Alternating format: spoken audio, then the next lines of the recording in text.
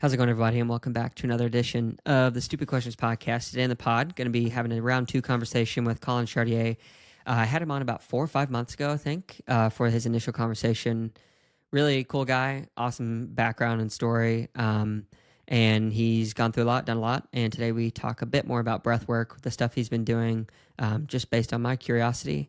And yeah, as usual, that's not all we talk about. We dive into some other deep topics as well, around self-limiting beliefs and trauma and a number of other things outside of the breathwork world. So yeah, really good conversation. Hope you enjoy it. Thank you so much for being here.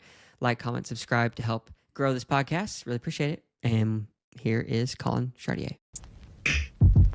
Where are you at right now? I'm in Denver, in Colorado. Yeah, Nice. home is now Colorado. Okay, nice. Or it's been that, yeah. Yeah. When I talked to you last, you were in Colorado as well, right? Same No, place? I was on a road trip in California. Okay, that's right. Nice. So since then, you found a place to call home. Are you renting, or did you buy a place, or? Well, Colorado's been home since I guess 2017. Oh, okay. That was the home base. With my yes, had some family here, so I graduated, and my uncle was like, "Just come out. You have a place to stay." So I could just focus on training. Nice. Did you tell me that last time? I think so. I'm so sorry. All good. Yeah. I had to listen to our last conversation. I was like, and then I got nervous. I was like, oh man, it was so good. Really? I don't, I don't know if I can have a great conversation like that again. That's you will. That's that inner I'm not good enough voice, which is common in most high achieving people, which you probably realize with all the people on your show is that drive of I don't think it's gonna be enough. I'm not enough. Brings you to a high level. Yeah, it does. Sometimes at the I guess expense of your own soul to a degree, living without peace. Yeah, and that's how I think you've had enough conversations with high performers. You probably have seen that. I don't know. Is that true? Yeah, no, I think so. Some people don't admit it. I think that if I had to put a number on it, I'd say at least 95% of people kind of really struggle with that. Maybe all of them, but 95% to a degree where I'd think it does push you to be, I don't know, scholastically or athletically or whatever, better maybe. But, for my wife, for example, I'd say she's definitely one of those people, and I can be as well. But she is so smart, took her boards, passed the first time for nursing, and then also to be a nurse practitioner. But then if I ask her, do you believe you're smart? She has such a hard time. She actually can't even say it still to this day. And I hope I'm not ratting her out too much. But I think that that's such a huge truth for so many people because, I've had on fathers or Olympians, and I'll ask them, well, are you a good athlete? And just to kind of see what they say. Yeah, and most people will not be they're I think so. To have that confidence without being egotistical, I think is another conversation, how to be able to do that. Yeah. I don't know if it's confidence, but it's it's your subconscious belief system. I had this conversation with someone I'd met in Nicaragua on my bikepacking trip. So post-doping, kind of a couple months in, that's actually where we found breathwork. I know we want to talk about that today. Yeah. But it's after this breathwork retreat, I met this guy in a very kind of hippie woo-woo place, but he was an energy person. And I had zero experience with these kind of people. But he actually went through some questions, and one of them was do you believe you're one of the best in the world in triathlon? And I was like, no.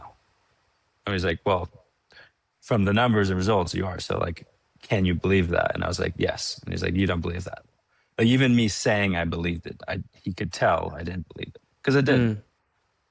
But then once I was able to be yeah, I believe I was one of the best in the world in the sport. That is, I guess, a recognition or awareness. It's not necessarily ego. It's not confidence, but recognizing what you've done or the level you were at. Yeah. Do you think it's possible to get to the top to have that peaceful, I guess, belief, subconscious belief that you are good enough and to get to that level? Yes, of a world champion? I believe that. Yeah. Have you met and someone? even was one of the athletes I'm working with now, yes. And Okay. you look at the Winter Olympics, some of the best people in the world are performing at the highest level, gold medal. They're just so relaxed Mm-hmm. because they've surrendered the outcome. Because to them, it's not important. Winning Mm-hmm. gold isn't the driver. It's recognizing that it just comes from a place of I get to do this and this is art and this is my fullest expression of myself. And you see the demeanor of the second and third place and how much they were like trying and straining and the little mistakes that were made, and whether that's I'm just thinking of the skating Ice competition, skating. and that especially is true. So like it's coming from the soul. It's like it's a dance, but it's still a high performer, elite Yeah. level performance. So you see that at the top. Yeah. Yeah, it's interesting. I can't say I've actually met one, like a world champion of anything yet, where they were like really peaceful inside. I think that they do exist, like you're saying, but I haven't met many of them. And I think that it's becoming more of a popular conversation to like how to, like you said, surrender to the outcome. You've prepared as much as you can, no matter what happens. Like, no, don't let the gold be your goal necessarily, or the thing that like gives you the value that you see upon yourself. Because then if you do, it's like here comes depression right after, and Mhm. you're going to lose sense of purpose. It's also interesting to me, like I've been talking with a number of people who are going through this phase of life where they're becoming empty nesters, and in a lot of ways, like similarly to athletics, they have defined themselves only as like I am the parent, and then now that Yeah, there's no one to quote unquote parent, it's like, well, what is my purpose? Like, what's my belief about myself? What can I do next?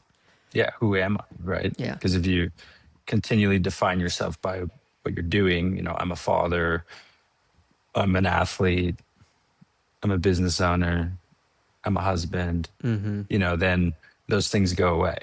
Yeah. There, and then it's like, oh wait, who am I really? Yeah.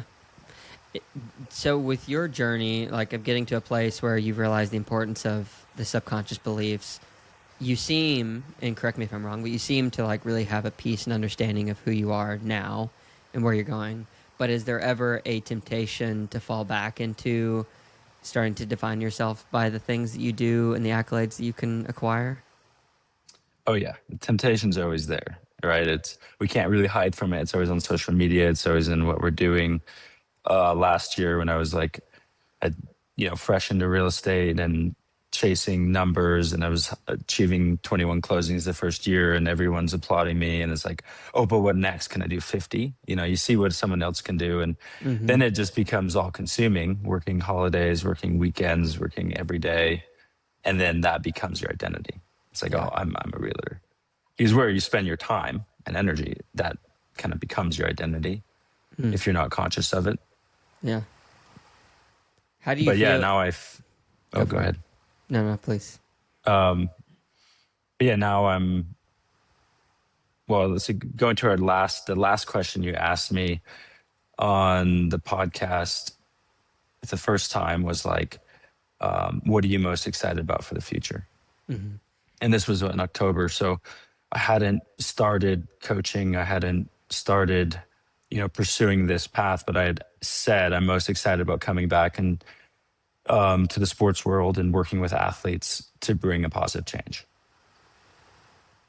And so it's cool to see how that is morphed into what I'm doing now Mm-hmm. and feeling that fulfillment with coaching, not just athletes, but people, human Yeah. beings and their level. But that we can go to later. But, how do I create that not from becoming my identity? Mm. Well, yeah, let's jump into that. Like, how are you doing? How are you being conscious of that? I think just because I'm conscious of that. Yeah.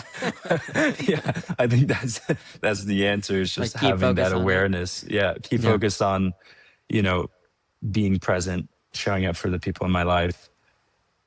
And yeah, I think that's the really two things. As soon as we start looking outside of ourselves for an identity piece to fill, being recognized, being seen by others who we don't really know or care about, right? That's fame. It's just like being supported by people. That's a cool feeling, but it doesn't really, our need for being seen and recognized isn't being met. It'll never be met by a bunch of strangers. Mm-hmm. So like recognizing that comes from relationship with God and the people you're close with. Yeah. Like that's the foundation. Yeah. And not veering from that, like protecting that time with the people you love and the people you care about. I think that's how I keep that identity piece strong and secure. Yeah. Keep you centered. Well, I'm curious on the God side of things, because we talked a little bit last time about you being, I believe it was a youth pastor in the past, and it's still a Yep. part of your life. Where does spirituality and breath work intersect for you? That's a cool question. I think growing up in church, Anglican and Baptist, I saw a lot of people like going to church and then that's about it.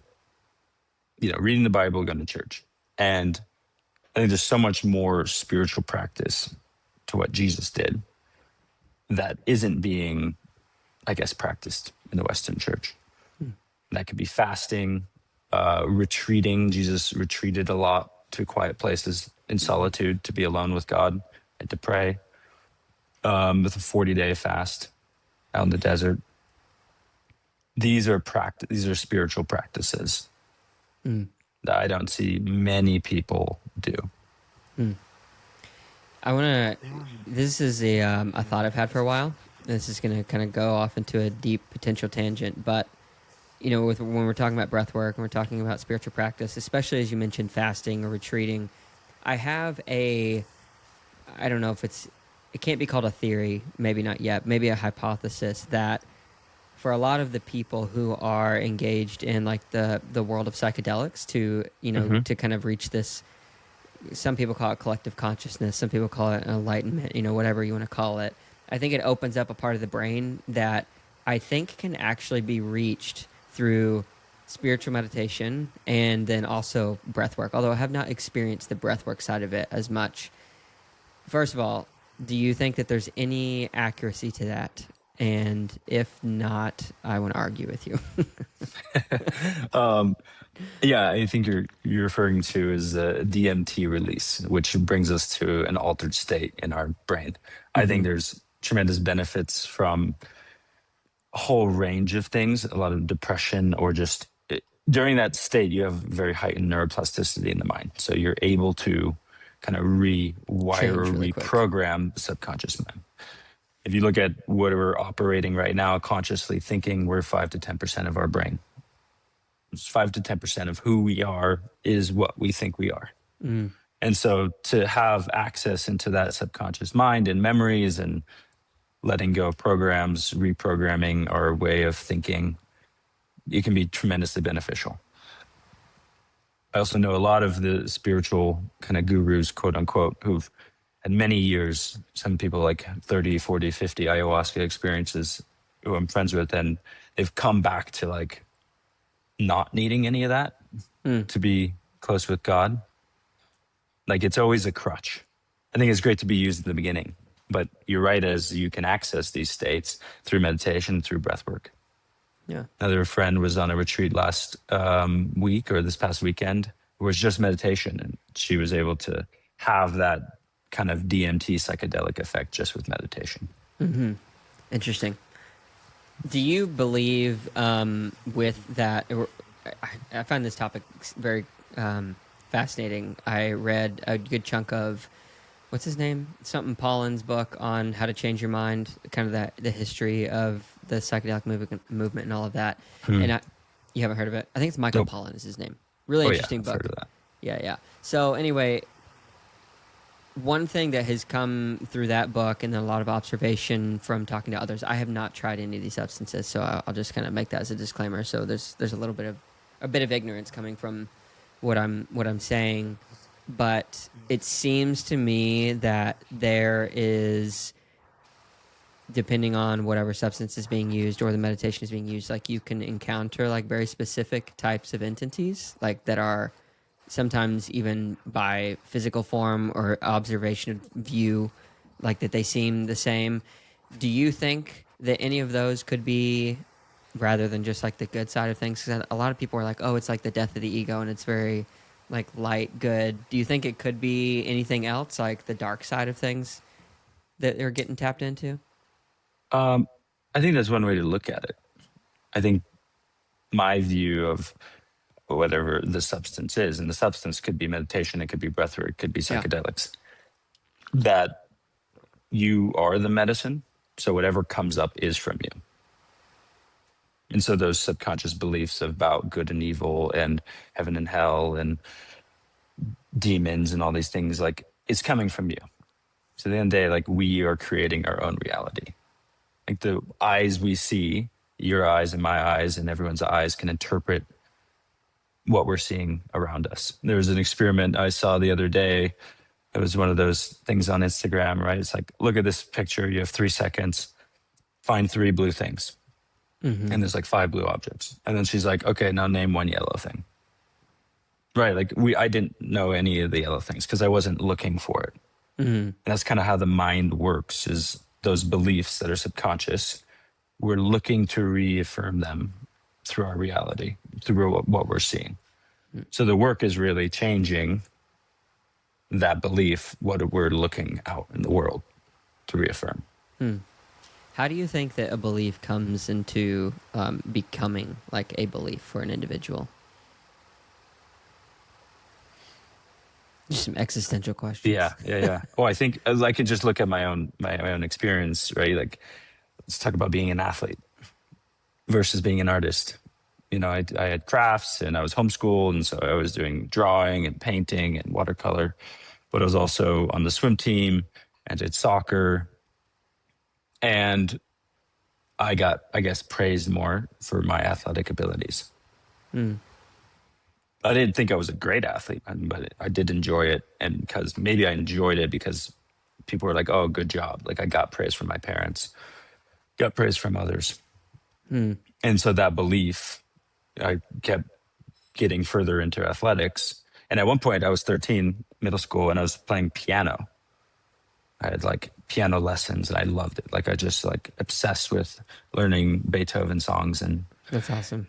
Moonlight Sonata. And then That's a I good one. I I gave it up so I could practice. Like I just it left Gone. because there wasn't time, wasn't energy for it.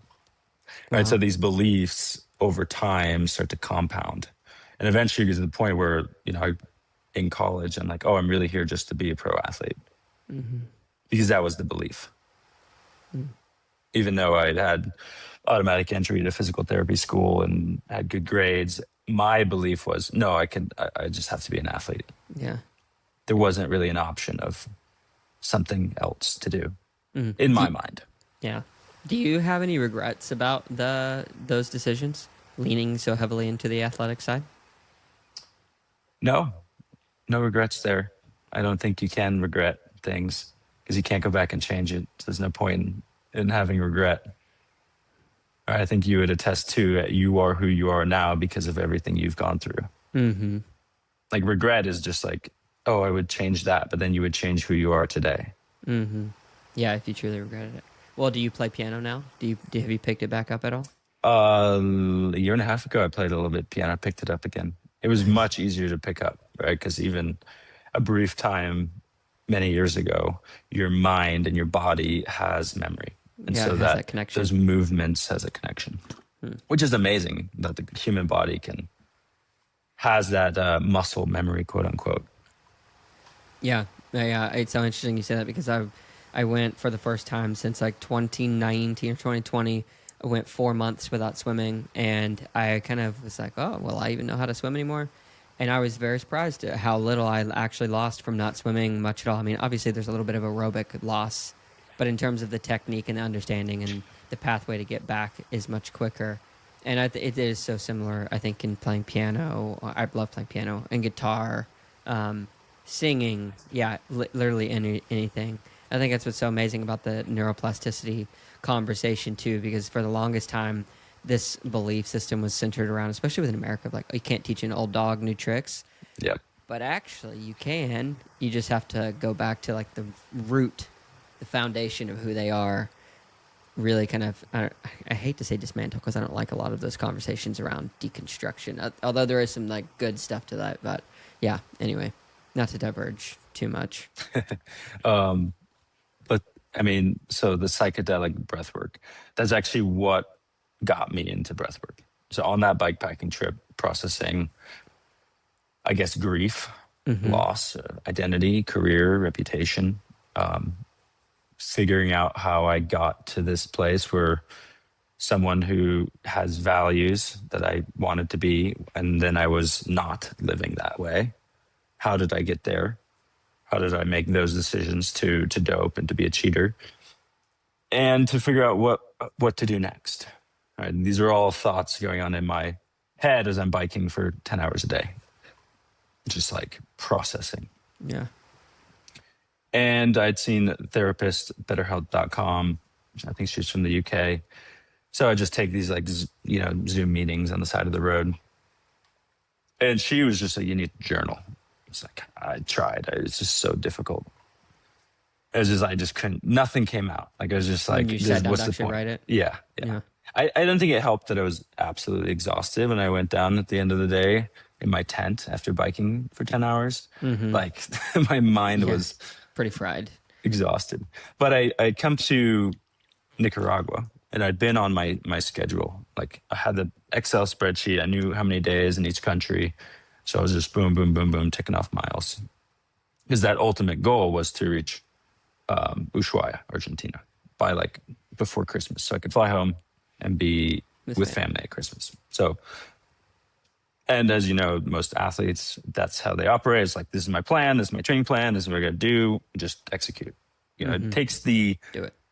the mental work, thinking about anything else out of the way, out of the picture. It's just like, as long as I follow this plan, then I'll achieve the results. A to B. Very simple. And I got to Nicaragua and I had met some people who were biking actually previously in Guatemala and ran into them again in Nicaragua. And they had always encouraged me to be like, why are you, what's the rush? What do you have to go back to? And I actually said, I was like, oh, nothing. But I was still stuck in this like timeline oriented. I have to keep going. I have to keep making progress. Mm. So I met him again in Nicaragua, and then we were eating lunch, and some guy comes up to us, long hair, hippie guy. He's like, "Oh, we're doing a breathwork thing right now," and I was like, "Oh, I'm interested," because somebody had mentioned that, some triathlete had mentioned that Ricardo, he's a great coach and friend out in Santa Cruz, breathwork to me briefly, and I was like, "Oh, okay." Let's do it. I'll take his, like, I respect him in the triathlon world. Like, I'll take his advice. And I was like, oh, I can't right now. But he was like, oh, this weekend I got a 3-day retreat. And that was the first. So I was like, okay, I'll do it. I thought about it for a day and I was like, I'll do it. That was the first time I broke the plan, which is a big step. Yeah, I was gonna say, was it scary? Was there anxiety surrounding that? Yeah, I mean, it's because my entire life is unknown and uncertain. I think for me, creating this plan was the only thing that I was holding on to for my control. Like, I could control That. the plan. And so for letting that plan go, it is a big deal. It's letting go of, like, I don't know what's next. Yeah. I think that's super helpful going into this breathwork retreat with some intention or some letting go of something, letting go of what I was holding on to. And I think on the second day, a lot of it was pranayama based, so a yoga based breathwork techniques. And this third day was like the holotropic or somatic session. So it started with a bunch of like jumping up and down, breathing, and then lying down, still breathing, just in and out through the mouth. Music was playing. We were in an outdoor like gazebo area on the side of a volcano in this island called Ometepe. So a very cool kind of atmosphere, environment. Yeah, environment. No kidding. Yeah, and a small group, probably six people. And this place it's called Inanita. It had people from all over the world, from Germany and France and America, all staying there on this farm where they grow their own food and cook their own food. Place for like healing. So there was a lot of people going through a lot, and that helped too, to like realize, oh, like I'm not the only one like going Going through it. through Like there's something. a Yeah. lot of other people going through stuff, and that's helps the ego, right? Because when you're sick and you're tired, like all you can think about is yourself, like getting Yeah. better. And so Becomes that's what selfish. I'm in. I'm just like thinking about my story, my shame, my guilt, me, and you get to share this experience with people who have just gone through horrific things, either the things that they've done and things that have happened to them, and they're going through this process of healing. Mm. It's comforting, it's supporting, and it takes you out of just think about yourself. So this holotropic session, it was like 3 hours, and I'm just like laying down on a yoga mat, just sweating. Yeah. I was And gonna say it's it's hot. not You give it. hot. It's not. It's not hot. It's just Well. that's part of the breath work is like this what a detoxification of the body. When you breathe that much, your greatest way to detox out of the body is through your breath, just like how breathalyzer works. When you get whatever breathalyzer you breathe into it, your alcohol level is Yeah. measured through your breath because alcohol leaves mostly through your breath. And so you think Fascinating. about that, and anything else stored in the body is going to be detoxed. One Mm. of those ways too is sweating. That's detoxing. And so all this childhood memories came up, right? This is we would talk about the holotropic or the psychedelic work is the DMT is released. There's the natural ways DMT is released is when we're born and when we die. And so a lot of people have this revelations, Mm. especially with near death experiences. But now I'm just, sitting and breathing and seeing all these things and connections, making connections to make sense of, I guess, who I am and how I got to where I was just through childhood experiences Were these that things all like came up. internally viewed, like you're actually seeing them? Are your eyes Yeah, closed? Yeah. eyes Like you're closed. actually. I'm actually seeing them. I'm like Yeah. reliving these memories that Mm. I had like forgotten, but they had come up. All through breath work. Yeah, Crazy. and I finished that session just like just light, like this shame, guilt, or whatever was like a weight vest on me was just Mm. lifted. Can I interject and ask a few questions Yeah, around this before we move through the story a little bit? Um, are you comfortable sharing some of those memories? yeah. I mean, some of those were just like with my brothers. I don't have all of them there at the top of my mind, but just to understand like where the self worth and competitive drive came from. Yeah. Me and my older brother like were super competitive, and then became kind of resentful in high school. And then he left. He actually had some very strict punishments like from our Family. parents, and he kind of left the family for 4 years. Wow. And since rekindled a great friendship with him. Talked the other day, and he's going through his own situation right now where I got to be there for him.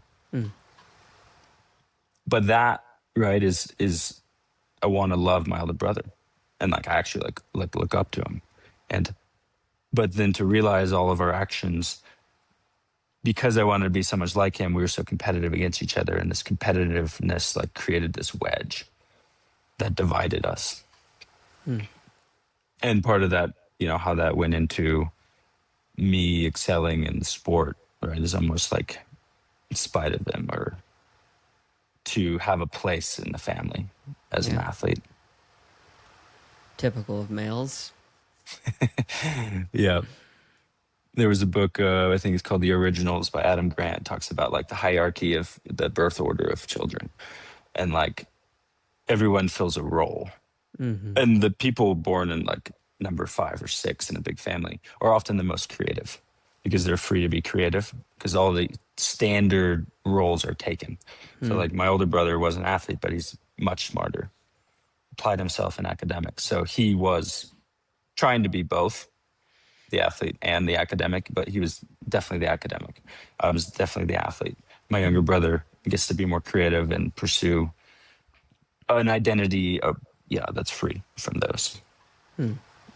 Yeah, it's so fascinating because, like, what? So just to tie it in with my story a little bit, because I'm thinking about this out loud. Like when my dad passed away when I was 16, I have two younger sisters and a mom, and there was this very much outspoken kind of prophecy to me toward a lot of the older men, like, "Oh, you're head of the household now." I'm like 16, like I care nothing about Yeah. that. It's all about video games and just I don't know. I'm just starting to experience a girl for the first time, and then these things are laid on me. And my it was so interesting because my mom and sisters, they like totally rejected the idea that I was the man of the house, but then I could see all of these subconscious, probably more than anything, like things being forced on me, like looking to me to make certain decisions or to protect in certain ways or to do these things. And I was like, this is not who I was called to be. I don't know how to deal with this.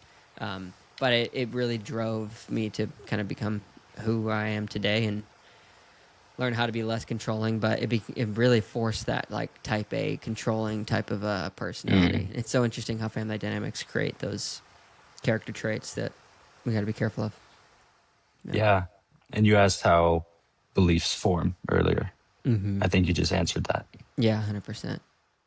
You Yeah, know, it's like prophecy of you don't know others. how Like, it yeah. came, but you felt it as an expectation. And it's just Mm-hmm. like, it's from a societal view, right? Like we take on so much from where we grew up in our society, Mm-hmm. societal pressures. Yeah. I think that's how a lot of beliefs form. But then it shapes us who we are. Mm-hmm. Yeah, and there's kind of two paths you can go down too. It's like 'cause a lot of these things do get quote unquote forced upon us, um, but it's I think the long term. It's like when you come to the age of accountability, which I think for me honestly wasn't until like I hit like 21 or 22, and I made this decision like, well, where do I want to go in life? Do I want to just kind of follow my desires and passions into my end, or do I want to try to find a better way of living and really to find peace? Because I just was not peaceful all the time, laying awake at night in the middle of the Philippines, like wondering why I was there. You know, I went to go be a quote unquote student missionary. I was struggling with pornography and just every kind of vile thing I could get my hands on because I was trying to medicate all of these false Mhm. beliefs about myself, and then some that were, you know, maybe not so false, but yeah. But it's a conscious thing. Like it's like an awakening moment. I think that everyone hits where it's like a decision has to be made, and I think we have a few of those moments in our lives, but they're not guaranteed. I don't think. Anyway, Yeah, definitely not. yeah. Do you think that you have to try certain things or identities on, like go be a missionary, even while you're struggling before that identity takes shape? Um, yes, it's kind of complicated with that. With the missionary thing, it's just so interesting because it started with, you know, going back to your breathwork thing really quick. I'll tie this all in together, but I have held the belief for so long that our words are so powerful. Not because they, you know, they say sticks and stones will break my bones, words never hurt me. It's like the worst lie ever. Yeah. Somebody invented to try to calm themselves. But, you know, you can say things to someone and it affects them very deeply, positively or negatively. And I've always been really attached, or I guess should say in the last 10 years, really attached to this idea and notion and belief that, well, God spoke the world into existence and he gave that same breath into my lungs. And so as I continue to breathe and I form the words that fall out of my tongue and then fall in someone else's ears, like they have the same creative and destructive power that I think that he has. You know, if we could use our whole brain, there's no telling what we could do. But all that to say, when I was in college with the missionary thing, there was this girl who I knew, and she spoke to me like, "Hey, I'm going to be a student missionary here. I think that you should do that."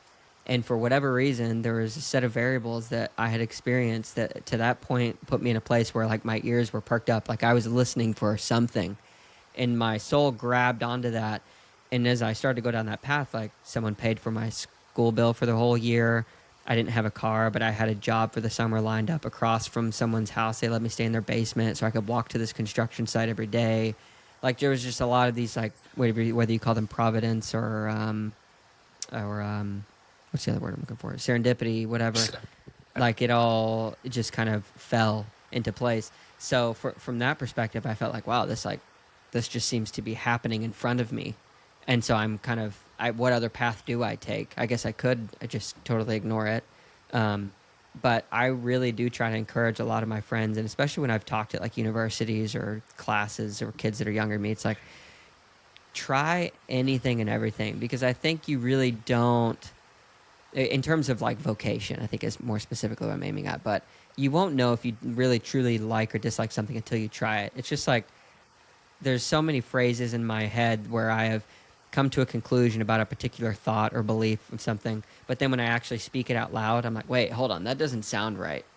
And when I say it to someone, and I think it's very similarly with our interests, that if we don't verbalize them or act them out in some degree, then we truly may not ever know. What do you think? Yeah, I guess I agree. You got to try it on first, and like even when I got into breathwork and was active on social media promoting some of these breathwork things, I was so busy doing the filming and putting stuff out that I wasn't now practicing myself. Mm, And then, and that's that feeling of like, well, I'm doing these things, but I'm not living the way I'm preaching. Like I'm yeah, not holding myself to that standard that I'm now showing in the world. yeah. And I've this past year, this year, I've committed to a new morning routine. So the first hour of the day, there's no phone. Just freed me up to do breath work and read and actually have that time, which is so important for me. It's so easy to get out of this practice too. Like Mm, you get in for 3 months and then all of a sudden kind of pattern gets interrupted and gone. it goes away. So treating this as a priority, I've been doing this 80-day course of breath work and it's been incredible, right? Like every morning, it's a priority. And I'm like, okay, well, what do I have for the whole day? That means I need to wake up at this time and it's 4 a.m. Like it doesn't matter. If I'm losing sleep, that's the cost of doing my own practice because that's how much it is worth to me. Mm. It's worth more than sleep. Hard to be a teacher if you're not a practicer as well. Yep. So yeah, that's what I think is like, yeah, you got to dip your toes into it and you know that there's some truth there, but until you own it yourself, like you'll just be a, false teacher. Yeah. So in Nicaragua, like you had this experience for the first time. You said you felt light afterwards. What's the rest of that story, and how did it lead into the, oh, I think I should practice this long term, and then become a teacher? Yeah. So this is what 2023. I finished that trip. Like I keep going. I ended up stopping in Colombia, spent like 2.5 months there, which was me breaking that control and realizing eventually like, oh, like what am I like? I think we talked about this last conversation, like running away from. And I Mm-hmm. got to a place where it's like, I'm good. I don't need to run away anymore. Like I belong back there, family and friends. Mm-hmm. Like a lot of it's belonging. Is like once I knew I belonged, I didn't have to run. So I got back to the US. Breathwork was still like I didn't understand any of the mechanism how this worked. So that was brought me like the curiosity to sign up for a breathwork certification course. Did 2 months to better learn like what I had experienced and how I could bring that same kind of healing transformation to my parents and my brothers and my People family. you care about. Because the presentation of it, I wouldn't be able, it's not relatable. You go to Washington, D.C. or, San Francisco and you just say like, oh, like here's this hippie breathwork thing with zero understanding of the reasons why, like it doesn't sit well. Mm. So I knew like the audience I have, I need to come from a place of science and background, like a basis. I can speak the same language to the people I'm working with. Mm. And that morphed into, just getting certified. Didn't really have anywhere to practice. I led some workshops in Denver Sports Recovery Center, kind of fell flat. And then I ended up working with this gym called Traverse Fitness, and they have a like 16-person sauna where I lead still every week, 2 classes a week, breathwork in the sauna, catered for athletes. And so you get this combination of heat plasma volume because you're in the sauna for 40 minutes and breathwork training. So a lot of like slowing down the breathing, CO2 tolerance, apnea, free diving, breath holding, ladders. which all improve performance, improve lung capacity, improve the red blood cell counts, improve human growth hormone. So there's combination here and I've seen real-time results of people running much faster and recovering better and breathing easier. And so that's been over a year and a half. And now I'm like, okay, well, I'm ready. I went to Cozumel, Ironman Cozumel last November, which was really cool. I think we talked about that. Like, I was excited about coming back into the sport, and it was a risk, at least in my mind. It's like, ooh, like, am I welcomed at Yeah. an Ironman event? Were you? And I was, yeah. But it was still like I showed up and I was there to support some of my friends who were racing. But it was still every day is like a choice. Am I going to look for reasons why I shouldn't be here? Because there's still plenty of people saying, get out of here, we don't want you in the sport. Or am I going to show up every day and look for reasons why I belong? And that's that belief system we talked about. What am I planting to go look out to affirm in the world? And it was a battle. And when I committed each morning to be like, no, I'm going to look for reasons why I belong here, I was able to have a great time and meet new people. And so age groupers would, during the race, yell out to me. He's like, oh, Colin, even to see the pros that I hadn't met before and to build a friendship with some of those was really cool. I had my camera out, so I was taking photos for all of them. Nice. They're like, oh, these are better than the Ironman ones and faster delivery. Yeah. And cheaper. Yeah. And so that was a big step into like, okay, I'm ready to go into triathlon coaching. But in a way that's not just like my view of coaching has evolved. And right, I'm taking breathwork into this. Breathwork is a tool for nervous system regulation. Like, that's how I think of it now. And when you look at the holotropic somatic session that I went through in Nicaragua, what you're looking at is your body, when you're hyperventilating, CO2 levels decrease and your body goes into a state of acidosis because that's the pH level in the blood. And so we're disturbing. It goes down or up. So CO2 goes down, acidosis goes up. So the acidity goes up. Okay. Yeah, acidity goes up. And we see this disturbance in our homeostasis. What also happens is without CO2 levels in the body, oxygen molecules can't be released from hemoglobins. So the circulating oxygen in your blood can't be released to the tissue. So we're actually seeing extremities and your mind, your brain being deprived of oxygen. So you're breathing a lot, but you're being deprived of oxygen. That's what's happening during like a hyperventilation session. And that's why you have the DMT releases, because you're actually like depriving yourself of oxygen. Interesting. And your hands will go like cramping. It's called tetany, and a whole bunch of stuff happens. But nervous system regulation, right? We're in an extremely heightened state during that. It's actually very sympathetic. And people feel really calm after those sessions because of the rebound. So once you bring yourself for a while into very sympathetic drive, the recovery period is very calming. Yeah.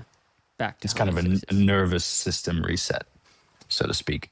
But in practical day-to-day training, like nobody's, I don't think anyone should be doing that day to day. There's more benefits to athletes in slowing down your breath and having increased CO2 levels in the body, because then you have increased oxygen levels in your tissue, recovering your muscles, and improving HRV, heart rate variability, improving sleep, improving, that's the biochemistry side. But then mechanically, by doing certain breath holds and certain techniques to improve your diaphragm strength, that also improves the vagal tone, brings you more parasympathetic, improves sleep, improves HRV. So nervous system regulation is a big part of the coaching. Because that's the goal, right? Like in training is to go disturb yourself by going faster, harder, and then making sure you're recovering in between. Yeah. Get that adaptation. Yeah. So, between Cozumel, breathwork, and then kind of connecting the dots with the work I did with Dr. Jim Taylor, who's a renowned sports psychologist, worked with, he's like 17 books.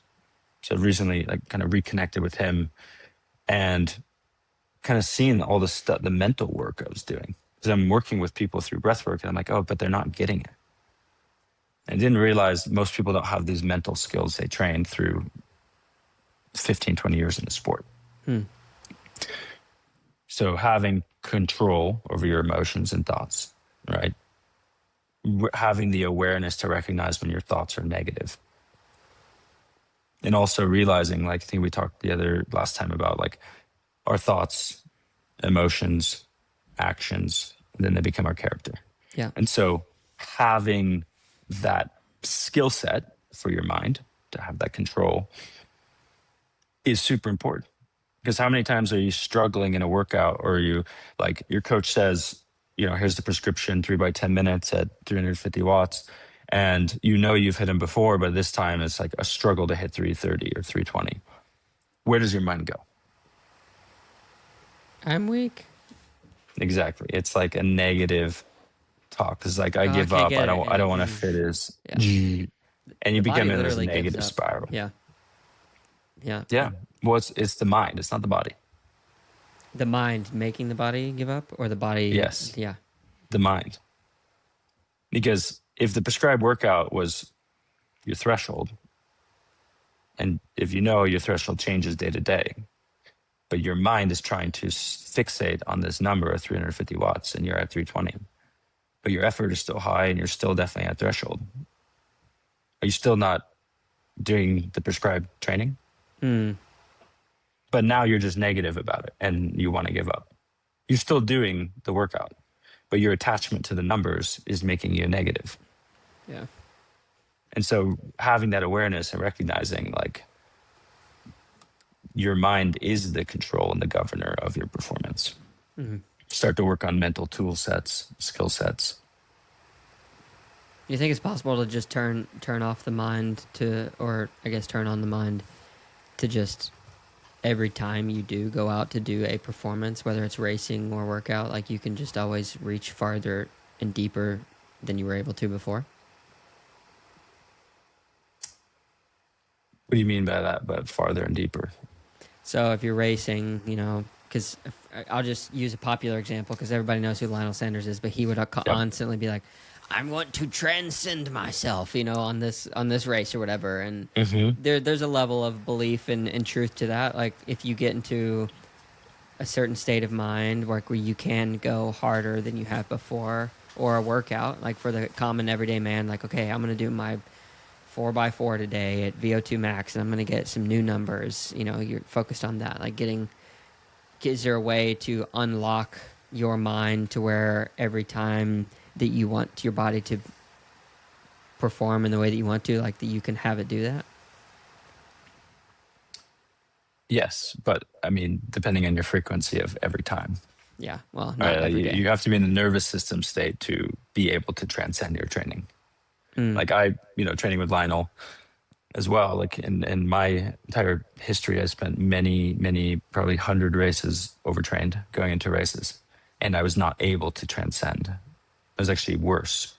It's like diminishing returns. Mm-hmm. So, needing to validate myself in workouts that I would do too much prior to the race.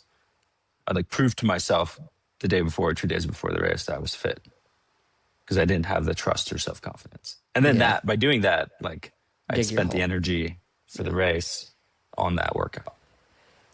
Yeah. And so there's no ability to transcend. But then I have friends who were the slackers, quote unquote, who transcended their performances every time. They had a strong belief and trust. And so even if they did nothing the week prior, which helped them transcend it because their nervous system was rested, they were able to do that. So belief plus your nervous system is capable. Yeah.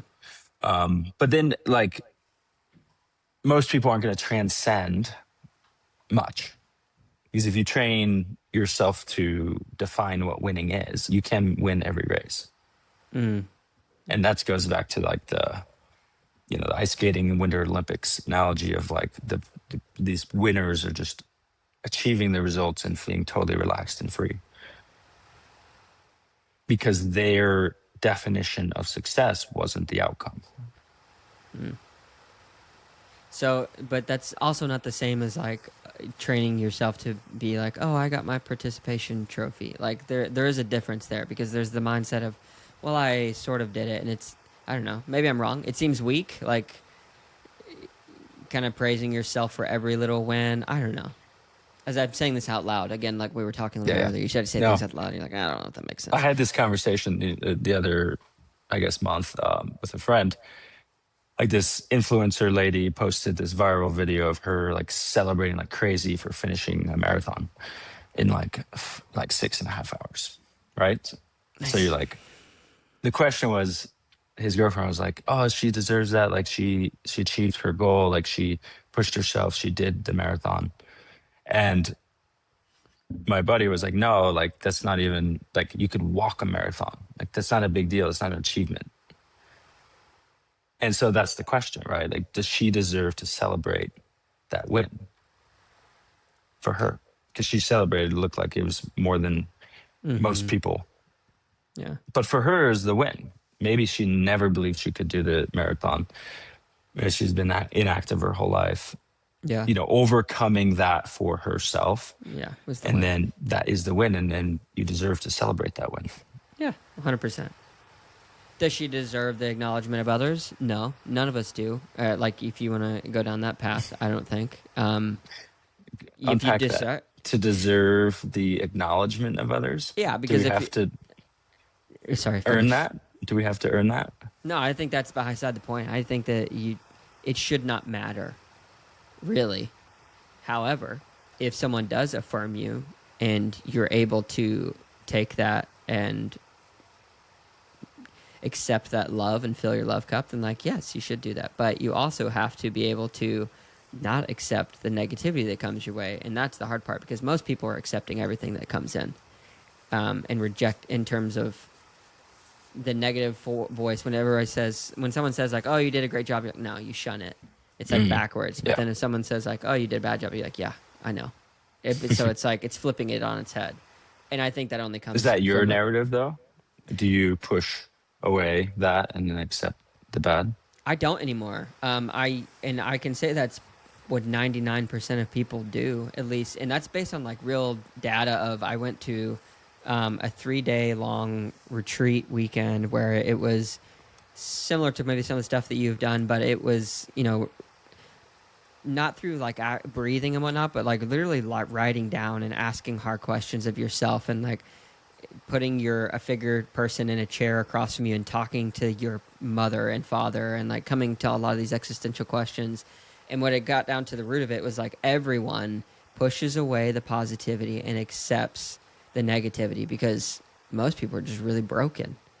And Mm. it's easy to get back into that state of mind where I think just through life and we become numb to emotions where we start to just refuse the affirmations of others in a healthy way, and then we accept all of the things that are negative. And it goes back into like that limiting self belief. Like, what is your inner critic saying truly? Do you have a name and a figure for that person, that thing? Can you talk to it? Are you afraid to talk to it and tell it to like get out? Like you're no longer able to define who I am. Yeah. Do you disagree with the? I Yeah. I don't know. With I mean, I might disagree with 99% of people. Yeah. Maybe 99 I strong, but but but like everyone in maybe the room. but yeah, maybe a lot of people. But I just wonder why is it that becomes so negative? I was talking with someone the other day about being like she never believed, or she'd only been told she can't her whole life, but last year it was the first time somebody had told her she can. Or that she heard them say that. Yeah. Yeah, or that she heard them say that. And I was like, that just blew my mind because every time she never questioned the people who said she couldn't do it. She was like, oh, Mm-hmm. you're probably right. It was like looking at everyone else as an authority figure. You'd be like, you're probably right. You probably know more than I do. Mm. How was her relationship with her dad? I don't know. Yeah. Why? Yeah. What do you think? Well, dude, like I observed from 16 years old. My sisters were 12 and 4, so I got to watch both of those girls grow up without a dad. and me sit in the place where I had the ability to fill some of those gaps that my father was not there to fill. And I got to see how it affected them. And girls who don't have a father, for just lack of a better word, make it super simple. For girls who do not have a father that loves them in the correct way, they grow up seeking that from like trying to figure it out from all the wrong places, all the wrong types of men. And sometimes they find a good man. I'm not saying this is like a end all be all, but when it comes to like the self belief, that interaction that they have with their father, I think is what really sets the tone for that internal belief of what they see. Like if saying good things is red glasses and saying bad things is blue glasses, then it's like, if you put on the blue glasses, you never hear the good things. Like you only see the Yeah, bad. That's all you have eyes for. I know from another person I'm coaching, is like he's doing too much, so getting sick and like nervous system's overwhelmed. So I was like, maybe you need to stop, some of this heavy strength training because it's too taxing. Mm-hmm. And he took that immediately as, I'm going to prove you wrong. Oh boy. And that's how I grew up too. It's like, you tell me I can't do something. I think a lot of men can relate to that. It's like, oh, let me prove you wrong. Yeah. So it's very interesting to hear that other people have a different way of that. They just, haven't been told, like, nobody's been in their corner enough to believe in them. Yeah. Yeah, it's so complicated. Working with athletes in general, it's a beautiful thing. But there's a lot of things. There's a lot of pieces of our, I think, human psyche as a collective that really I think go back to just like our childhood, and so being able to understand where they come from, how was their relationship with their mom and their dad, what was the economical situation that they grew up in, like that helps to define their filter for how things come in. And then if you do some of this work, then I think it can be even more powerful, whether it's a breath work or going to a spiritual retreat or whatever. Like if you understand that and you get to the root of it, like that's what starts to rewrite the future. And I think the main thing though is, like you were saying, when you were laying there on the ground on the side of that volcano and you're starting to see the memories of your past, accepting that that's what happened and calling it for what it is like the first step of that neuroplasticity.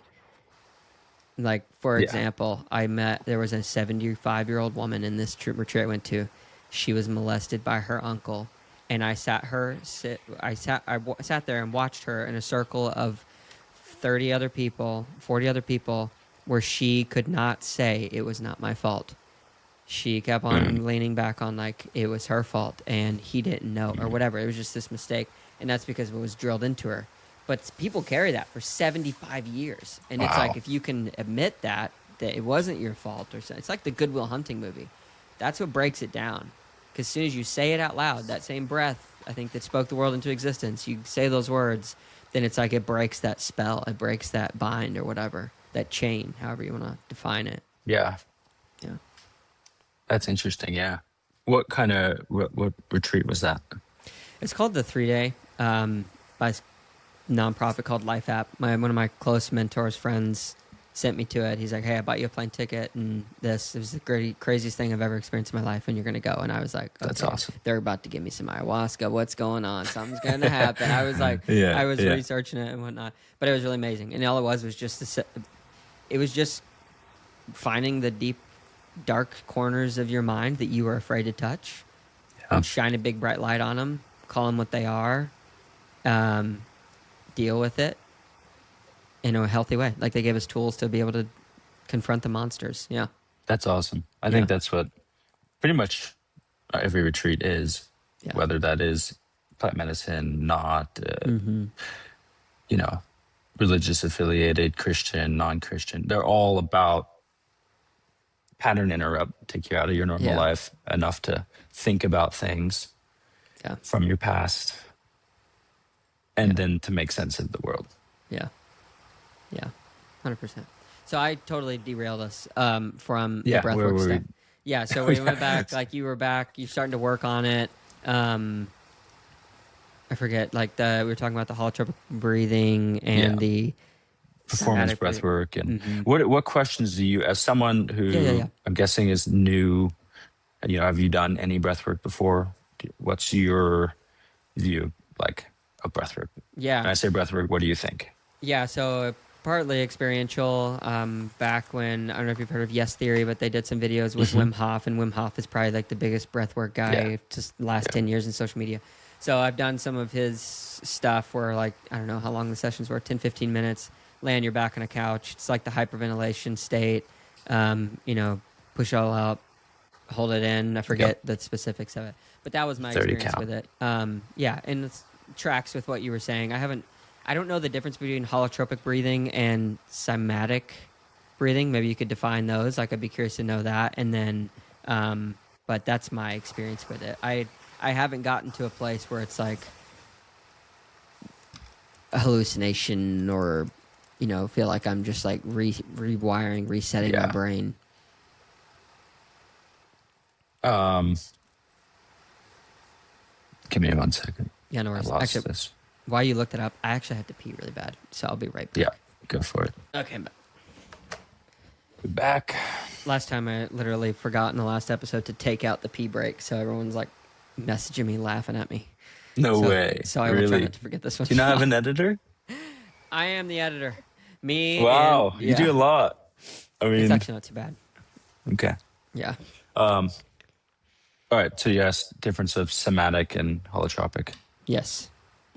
Holotropic is just referring to like a longer 2 to 3 hour guided hyperventilation practice, the kind of the one I did in Nicaragua. Okay. And then somatic can be that length of time. It can be less, but somatic is just anything referring to the body. So it's a practice of getting, I guess, out of your mind and into your body. And Okay. based on maybe the theory, like the body keeps the scores, trauma and memories and things and energy is stored in the body. And so to like liberate ourselves in our mind and our identity of it, we actually have to go into our body. Okay. But both techniques use hyperventilation. Same thing as Wim Hof. So I like to think of breathwork in two buckets: hyperventilation and hypoventilation. One's breathing more than your standard breath rate, which if you track on your Garmin or Whoop is probably around 12 to 16 breaths a minute. Do you know yours? I'm actually looking at my watch right now to see. Yeah. Forget if it's on the noon or not. Do I have to do like a health snapshot? No, I keep mine right on the front page. Here we go. Health stats, respirations. I track between average 12.3 to 13.6. Is that bad? Is that good? Oh, that's good. But it's also this is not a metric. It's like If HRV. it's more than 16 breaths a minute, like there's definitely a breathing issue. So, but that's how we reference like what is hyperventilation. It's anything above your normal breath rate, Okay. and then slowing down your breath, like box breathing. Have you heard of that one? Yeah, like in for 5, out for 5. Is that what it is? Or in 3? It could start for 4. So Okay. it's called tactical breathing too, because it was, I guess, developed or by the Navy SEALs and used in a lot of like law enforcement and combat, because it's a breathwork techniques that gets you more present. Because one, you're counting, not relying on other people to count is a huge part of breathwork. So when you're doing all these guided stuff on YouTube, you're not doing the really important part, which is focus. self-reliance and training your mind. So this box breathing is a box, so it's in for 4, hold for 4, out for 4, hold for 4. But at 4 count, you start to progress it, and it's a 5, 6, changing your breath rate. But at 4, that is about 4 breaths a minute. So now we're looking at what happens when you slow your breath down compared to 12, 13 breaths a minute. CO2 levels start to increase in the body. So carbon dioxide is what we exhale. And so you start to exhale less. You're at more carbon dioxide in the body, which is a very positive thing for athletes.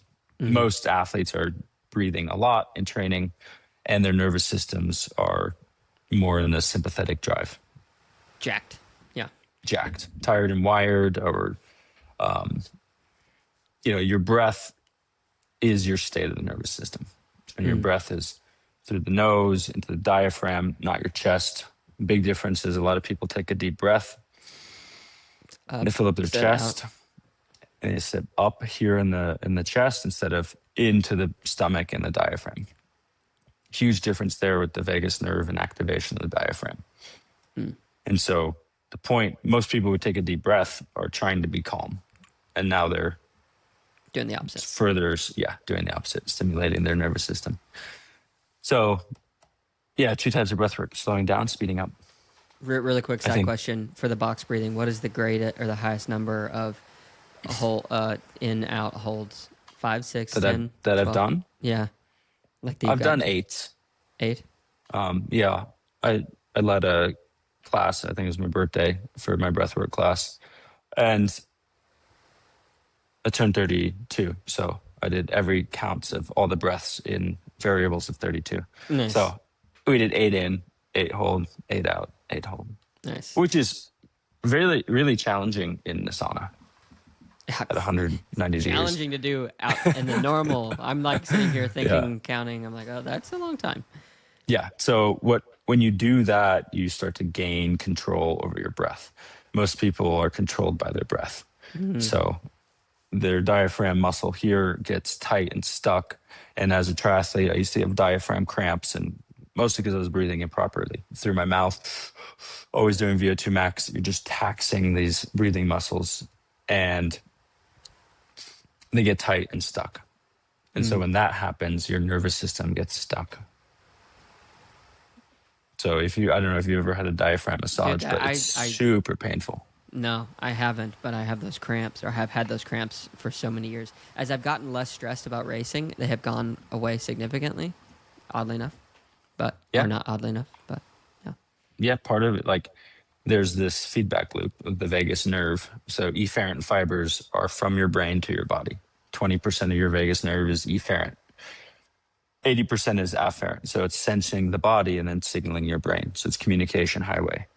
And so when you're stressed about a race and you have pre-race anxiety and just, I don't know how it's going to go, and you're worried about the result, you're informing your body to be in a stressful state. So your breathing will change, your breathing will through your chest, your breath rate will increase, your heart rate increases, your blood pressure increases, because your mind has just informed the body. Remember, that's 20%. So if you want to cut this feedback loop, you'd have to restore easy breathing, proper diaphragm breathing, slowing down the breath, 6 breaths a minute. Then you're in a place to inform your mind, we're okay, we're fine, we're safe. So this is like the stress feedback loop. And if you catch yourself in a negative spiral or in a lot of stress, you can't think your way out of that state of being. You have to Do the reset. restore your bodily safety. And when you can breathe easy, your body is like, I'm safe. You do that first and you can start to change your mind. What But are yeah. what are the Go ahead. first steps, like whenever you decide you're going to be working with someone? What are the first protocols that you introduce to like get them inducted into the breath work routine? Usually just breathing mechanics. So laying down with a weight plate, 20 kilos or 45 pounds on the stomach, and working on is you inhale, being able to fill your stomach, and that weight rises. And about 50% of people I see can't do that. With how you said, how many kilos? Well, I guess with any weight, but for Any most of the weight. athletes I'm working with, because they can't inhale with the diaphragm. Another thing I've seen is with some triathletes, or when they inhale, their stomach goes in. And when they exhale, their stomach goes out, which is opposite. What it should be. And so there's all these breathing patterns we have from trauma or from patterning and conditioning. And so retraining the body just in 1 week, if you do this 5 times in a week, weighted diaphragm breathing, you start to change your subconscious. So you'll catch yourself breathing like this throughout the day. Right? Whatever system is weak won't be used.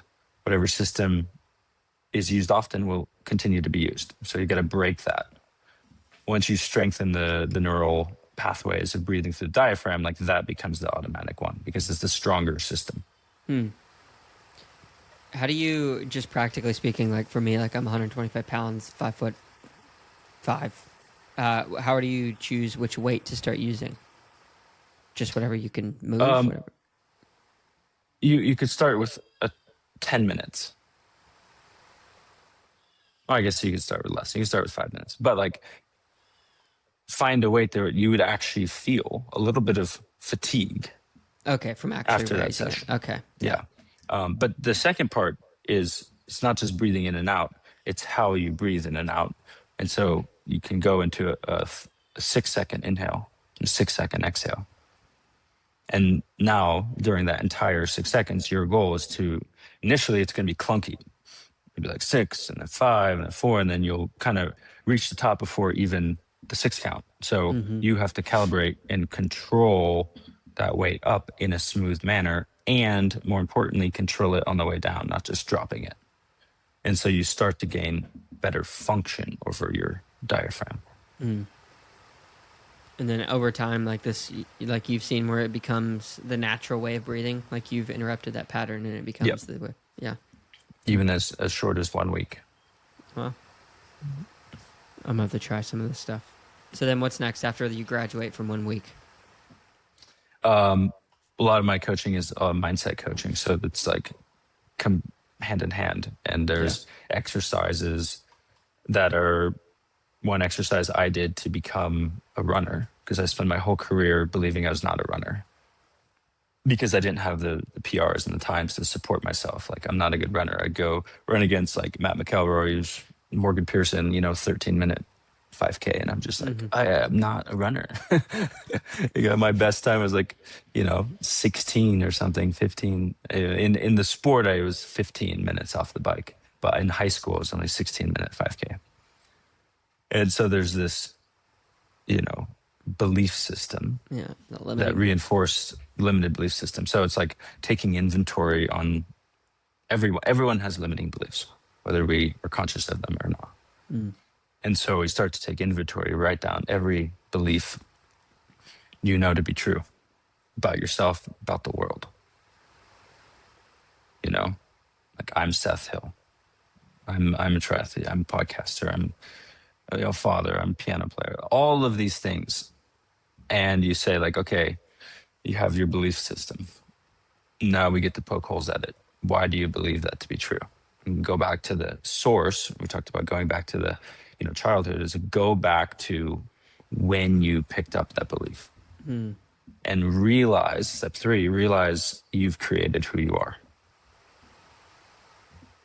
So what story do you want to write? I had to rewrite that I was a good runner. I was a runner. Yeah. And I became a very good runner. But it took like 3 years. Do you believe in nature then? Any like this is some people. The reason I asked this question is I was thinking back to my childhood. Yep. I did not premeditate this, but I had a desire. I may have told you this story. I'm sorry if I did. But we had apple trees in the backyard. I think I was like 5. And I was like, I want to sell these apples. All these apples are falling on the ground. They are rotting.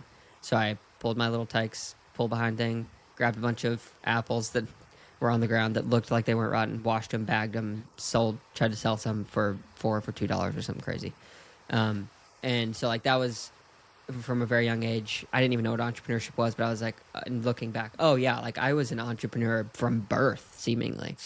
So for some of those things, do you think that those are nurture or nature? Well, I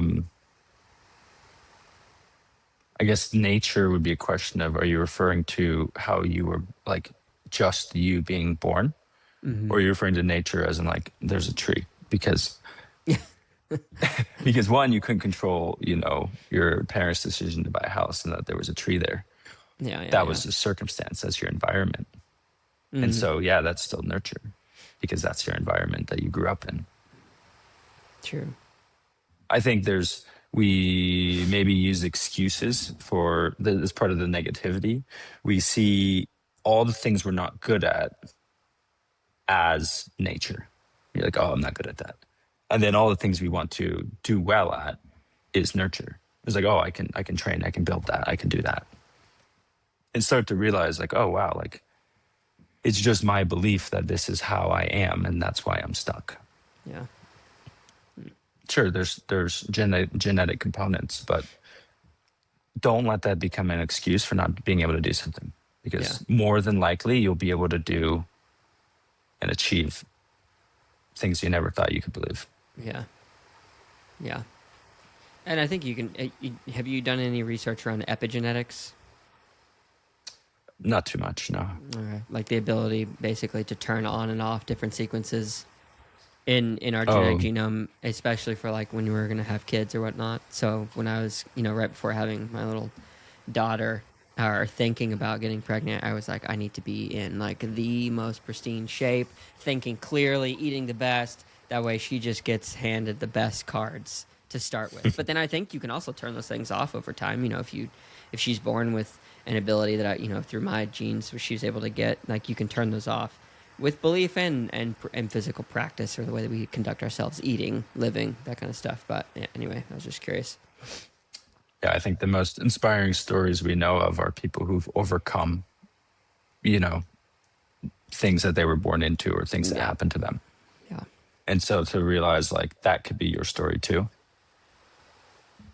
Like that's the point of seeing these people and celebrating people who've born with MLS and different hmm diseases and wherever they've come from, and to see them, complete Ironman every year. The Kona, there's inspiring stories of people overcoming all these yes, obstacles that and all these doubts, and you can never do this, and they do. yeah, The power of the human spirit is incredible. yeah, it really is. But yeah, to go back to like the week two, right, of breathwork coaching, I think the breath is a way to reach the autonomic nervous system. And Wim Hof talks about that too. And that's why his main like ethos isn't necessarily breathwork, but it's a meditation of like you can achieve far more than you realize you can. And that's why it's like pushing people in the cold plunge, because most people have like this incredible resistance and fear of pain or fear of discomfort. And when you unlock that, it's just like you feel Superman, you feel super powerful. Hmm. So to tap into that with your breath and realizing so much of how you function is related to your breath, Yeah, to just subconscious patterns. yeah, hmm. So work on challenging breathwork techniques that challenge your CO2 tolerance. So going into like, 8 in, 8 hold, 8 out, 8 hold for extended periods of time, doing breath holds. One of these techniques I do is like from David Blaine, who had like a insane 20-minute breath hold. He would do an hour a day of 60 seconds of breathing really strongly in and out through the mouth, and then holding his breath, for 4 minutes, 5 minutes, 6 minutes at a time. There was just 1 minute in between. So you start to accumulate that, the capacity to hold. And there's a reactivity to CO2 tolerance. I'm working with the police department here in Denver right now, doing their annual training. So each week I got 30 police officers. One of the exercises we do is you're standing in a line with all these people. You exhale everything out, hold your nose, and walk slowly, counting your steps. And so at some point you hit this wall, right? Like you're walking and you're holding your breath, and you'll have this reaction of CO2 building in your body that will just be like, I need to breathe, like this strong reaction. Mm-hmm. But you got to know, right? Like the need to breathe is not low oxygen, it's high CO2, but which is a trainable level, just like lactate threshold, like CO2 tolerance is trained. And that's the reactivity of your nervous system. The people who only counted 20 steps are incredibly reactive. And so these are people who have less control over a situation. And so anger, outrage, just like very reactive. because as soon as CO2 levels hit, they react instead of having space to respond, because it's illogical. But it's in your cells. There's a receptor that says CO2 is high. We're in danger, Yeah. and we're training this ability to keep pushing that out, to be like, no, I'm fine. No, I'm safe. I'm safe. I'm safe. That's Mm. what the breathwork training is really for, is to train your nervous system to be able to create a little space and say, I'm I'm okay. good, actually. And there's a choice. This is uncomfortable, but I'm fine. I'm not going to die. And this is not a crisis. And Mm. there was one guy, kind of blew my mind. I've never had this happen before in one of my trainings, but his governor of like, I'm dying, like he didn't have one. You just He did pass out. 99 he did 99 steps and then just dropped. Are you serious? Passed out? Yeah. Wow. I mean, yeah, he lost memory for a little bit, but he was fine. It was just like he Oh my came gosh. back. And I was just, everyone like applaud him, like to be able to have that agency over your body and your mind. Yeah. What's Because his that's, story? I'm not sure, but I was like, where did you go? Yeah. I don't have that capacity, right? Yeah. Like I'm still reactive to that panic feeling. Yeah. But think of that as one of the main goals for every single person, It's like the is FTP to be, test of breath work. yeah, how do we become less reactive Mm. and more responsive? Because every time we react, it's a subconscious response from programming, conditioning. Instead of being present enough to choose, yeah, this person said something about me, this person's agitated me, but I'm not going to react. I can choose to respond. Yeah. So the protocol for going into this, I forget the name, was step test or whatever, reactionary test. Do you have a coin phrase for what you call No, it? it's called apnea walks. Apnea So walks. Okay. apnea is just like Yeah. holding your breath, and So the protocol for going into that is just at rest, breathing, whatever you're doing right now. Just pick which breath you're going to start, blow it all out, hold your nose, start walking, like just comfortably walk. yeah, comfortably walk, even slower than you would normally walk, Okay. because you're like, understand the CO2 is the byproduct of aerobic respiration. Yeah. So So keep it slow, like how do free you diving. minimize the effort it takes to move forward, Mm, and then minimize maybe even your thoughts? Like, how do you, because your thoughts even need energy and takes oxygen. just count the So steps. practicing being efficient is a big part of that. But yeah, you can do it anywhere outside. You can do, I once did in Austin. I was just like, me and some friends, and we walked across the entire park. It took like 45 minutes, because we were like, we're only going to walk to the car while we're holding our breath. And it was like almost a mile. So Oh, it was, do a it was marathon. fun. You do some fun stuff. Yeah. But that's what next I had the police officers do, which was 100 push-ups for time. But you had to, no breath. Like, you can only be doing push-ups while you were holding your breath. So when you needed to breathe, you had to stop, you had to recover, and then go back into push-ups while you were holding your breath. And it was for time. Hmm. What's your steps? Like, what are you at right now? Your tolerance? It changes day to day, and the more frequent you do that, you'll notice it, because your nervous system is, Ever the changing? load is always changing. Most I've gotten was like 80. Wow, that's a lot. I'd say average like 45. I'm gonna go try this afterwards. I'm like really curious Yeah. because so I've gotten in whenever I get into any a heightened state, especially with like confrontation with people where it could be potentially physical. I've always just like kind of seemingly lost control. Like you'll get the shakes or whatever. I've had Yeah. interactions with police officers, so I feel like I'm gonna go outside after this and try. And it's gonna be like 12, but I'm gonna Yeah. I'll Yeah, report yeah. back. Yeah, I like So that. Though. It's interesting. Yeah. there's a test you can test your, it's called the body oxygen level test, Bolt score. So it's been studied on.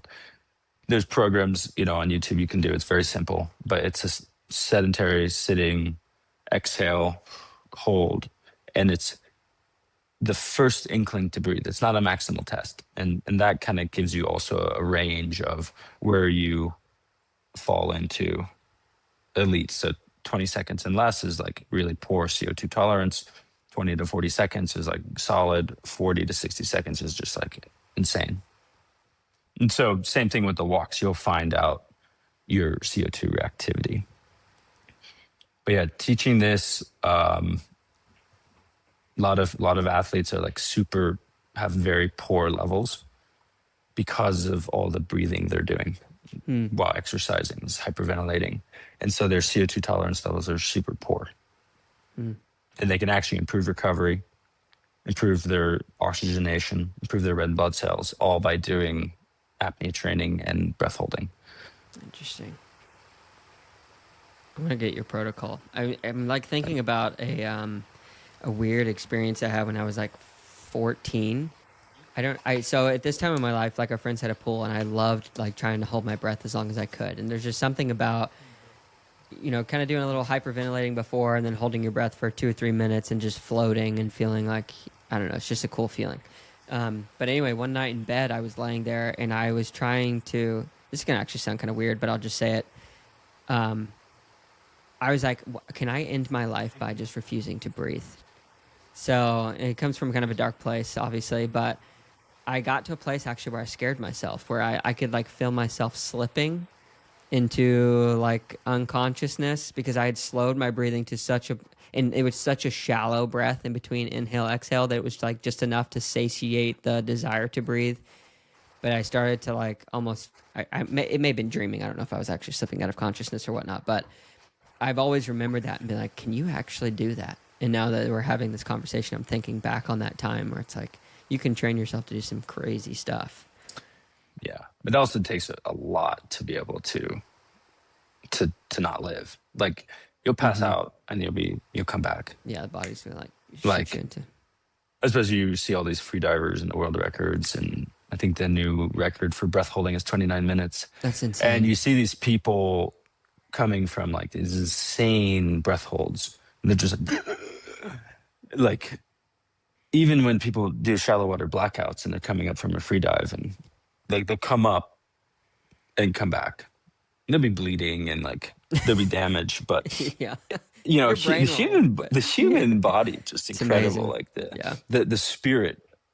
Like even if you consciously trying to end your life, like you as a spirit or a person, like does not want the genetic DNA level, like Does not want to is die. built for survival. Yeah, So yeah, yeah, yeah, it is incredibly resilient. yeah. It's Um, amazing. The body's crazy. Well, I have to go here in just a minute because I actually have a lunch here at our house. But I want to ask just a couple more questions around this because it's super fascinating. And wanting to know where you're going. Are you heading in the direction that you thought you would be going, let's say a year ago, or even when we talked last? Like, is your trajectory for what you're doing with breathwork and coaching, has it changed? Has it evolved? And are you headed to where you want to go right now? You think? yeah, I think from our last conversation, I'm exactly where I said I'd want to be, right? Like finding a way to be involved in the sport and be able to give back and make a positive change. A couple things I'm doing May 8th, partnered with actually a pro I'd met in Cozumel, Martine. We're doing a 200K run, which I'm scared to death of, as a charity fundraiser for this foundation that supports children with leukemia and their Amazing. families. So like that all because like I started to go and do things that scared me, and now I get to go and see sport for what it can do for others. Hmm. And then two, developing an actual coaching platform that isn't trained. I mean, yeah, I'll do training plans because I have a huge background in that and pretty good at it. But that's not what most people need. Like if you have a coach and there's just a training plan, like your coach is not a coach. Your coach is a trainer. Hmm. Trainers just develop your plan.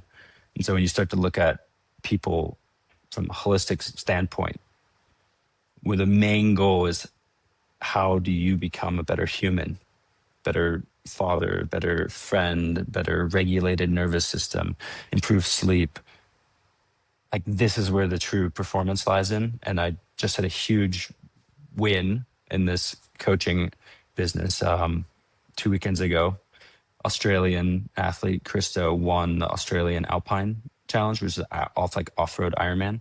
Oh, But cool. like he came in being like, I want to win this. And I was like, no, like this is, let's and he didn't have that runner identity either. So we just worked on like a lot of foundational things and like defining what winning means to you for this race. And it came down to very simple. He wants to be able to run the last 5K of the race. Like he wants to be able to run. And he knows Yeah. if he's running the last 5K of a marathon up a mountain, like he's had a good race. Yeah. And so we were able to break that process down to, and he was able to just execute without the focus on the outcome. And he also got the outcome. Yeah. And it was such a huge thing to realize. His feedback was like, thank you. It's not about this win, but I'm now a better human being, better father, better husband. And like I That's what it's felt all about. so much better than any win I ever had, was just to share that win with him. Yeah. So in the direction of coaching, happy with where I'm at. So what I'm doing with the sport, I'm happy with that. Yeah. That's amazing, man. Well, I'm super happy for you. It's been a short time getting to know you, but I feel like after 2 hours, 3 hours of conversation, getting a little bit more of insight into who you are, and it's been good. So I really appreciate you taking the time and let me dive in. And if anybody is interested in any of your upcoming classes, I know that you do. They're a little bit here and there, but what is the best way to connect with you? I guess Instagram. Yeah, right now it's just Instagram is the best way to connect with me, or email. But yeah, it's been a pleasure having these conversations. Maybe we got to have one of these not recorded conversations Yeah, soon. for sure, man. No, yeah, for sure. Yeah. Yeah. Off the air, you mean? Yeah, off the air. Yeah. Yeah, we will. I'll connect with you for sure. Love to do Cool. it. I would love to do a recorded one in person sometime as well, because I feel like there's so much more to ask you, and I can't believe it's already been an hour and a half. I thought an hour and a half would be enough, but it's not. So Yeah. Well, we got to get you on a breathwork journey. yeah, for sure. We'll connect on it. Yeah. Cool, man. Awesome. Well, congrats again on your daughter. I know we scheduled that and then canceled it because She was being born. Yeah, Yeah. being born. Yeah. It's exciting. We did breath work in the birthing room. It was and 1, count to 10, 3 rounds of 10, 4 rounds Yeah. of 10. Dude, I'll tell you what a crazy experience. I know everybody who's been a father has had this experience, and it's nothing novel, but having a child for the first time, watching that come into this world, that was quite yeah, there's nothing like it. There's truly nothing like it. It's like the craziest, a woman's body to bake and then bring a child into the world is just like, it is so mind-blowing on so many fronts. So yeah, thank you. Yeah. Cool. Yeah, cool. All right, man. We'll catch you in the next one. All right. Pleasure's all mine. Thank you so much, Colin, for jumping on the pod again for the round 2 interview. Man, I need to start doing some of these podcasts a little bit longer, because I feel like an hour and a half still wasn't enough. I feel like I only scratched the surface on a number of different things, especially when I let curiosity drive. I feel like it jumps around a bit more, which is good. That's my style. But it doesn't afford the ability to really unpack all the different topics. So yeah, if you guys have feedback on episodes like this, would love to hear it. And if you made it to this point in the podcast, just want to say thank you so much for being here. If you would be interested in jumping into the newsletter, I send out every other week, kind of recapping the conversations that I had over the past week or so. Feel free to check out the show notes. And if you want to support the podcast by picking up some socks or some of the bar bags that are here in the background right there, you can do so at the Nothing Novel website, and then the socks are at the Stupid Questions website. All right, guys, thank you so much for being here. Really appreciate it, and I'll catch you in the next one. Peace.